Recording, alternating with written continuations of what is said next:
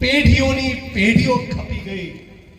તમે સુરતમાં જુઓ, વડોદરામાં જુઓ, રાજકોટમાં, અમદાવાદમાં, પોરબંદર, ભાવનગર, જામનગર, આણંદ, પાલનપુર, ગાંધીનગર, એક દિવસ ખાલી નહીં જતો હોય કોઈક આદિવાસી કડીઓ મજૂર એ 500-700 રૂપિયા માટે કન્સ્ટ્રક્શનની સાઇટ પરથી પડીને મર્યો ના. આખું ગુજરાત જેમ વાલ્મીકી સમાજનો સફાઈ કામદાર ગટરમાં ઉતરીને મરે અને ભાજપના પેટનું પાણી નથી, એમ આ કડીઓ મજૂર એક 500 રૂપિયા માટે પડીને મરે.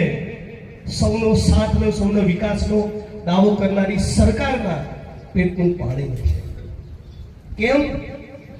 કદાચ એ ઓબીસી સમાજને, બીએનટી સમાજને, મુસ્લિમ સમાજને, દલિત સમાજને, આદિવાસીને, ખેડૂતને, શ્રમજીવીને એ માણસ જ નથી ગણતા. અત્યારે કેવડિયામાં આપણે જોઈ રહ્યા છીએ ફન, બધી મોટી મોટી જાત જાતની હોટલો બધી આવી રહી છે.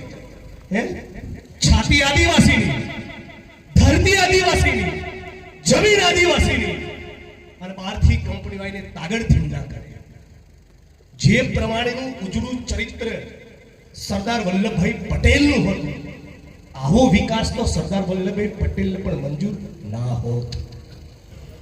અને કંઈક મદદ માંગીએ તો રાજુભાઈ સરદાર વલ્લભભાઈ પટેલે એવું કીધું તો હું દિલ્હીમાં કોઈ પદ ઉપર બેઠો હોય ત્યાં સુધી મદદ માંગવી કે અંગત કામ લઈ આવવું તો ભૂલી જજો, બને તો વિંધ્યાચળ પર્વત નહીં ઓળંગતા. આવું સરદાર વલ્લભભાઈ પટેલનું ચરિત્ર.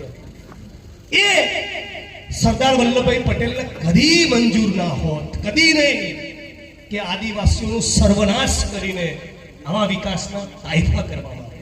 દાવો કરો કે 100 માંથી 80-85 દલિતો, મુસ્લિમો, આદિવાસી, બીએનટી, ઓબીસી, કિસાન, મજદૂર અમે છીએ. માલિક, પૂંજીપતિ, લૂંટનારો, આરએસએસ વાળો તો 15-20% જ છે. તો દેશ તો અમારો છે, અમારા પરસેવાથી ચાલે છે. ઈટોના ભઠ્ઠામાં અમે, કેમિકલની ફેક્ટરીમાં અમે, ભરૂચની જીઆઈડીસીમાં અમે, ખેતરમાં દાળીઓ અમે કરીએ, ચણતર પ્લાસ્ટર અમે કરીએ, સફાઈનું કામ અમે કરીએ, ગટરમાં અમે ઉતરીએ. તો દેશ કોનો થયો? તમારા બાપનો દેશ છે લૂંટેરાઓ. દેશ અમારો છે. અને એટલે કહીએ છીએ કે જય જોહાર કા નારા હે, ભારત દેશ હમારા હે. કંપની માપણી કરાવી રહી છે. આદિવાસીઓને પૂછવાનું, આદિવાસી સરપંચોને પૂછવાનું, એમની ગ્રામ પંચાયતને પૂછવાનું. બસ કંપનીનું બંધ થયું, ચૂંટણીમાં મોટું બંડલ નરેન્દ્રભાઈને, અમિતભાઈને એમના ફોલ્ડરો પહોંચાડી દેશે અને પૂરા કરી નાખવા.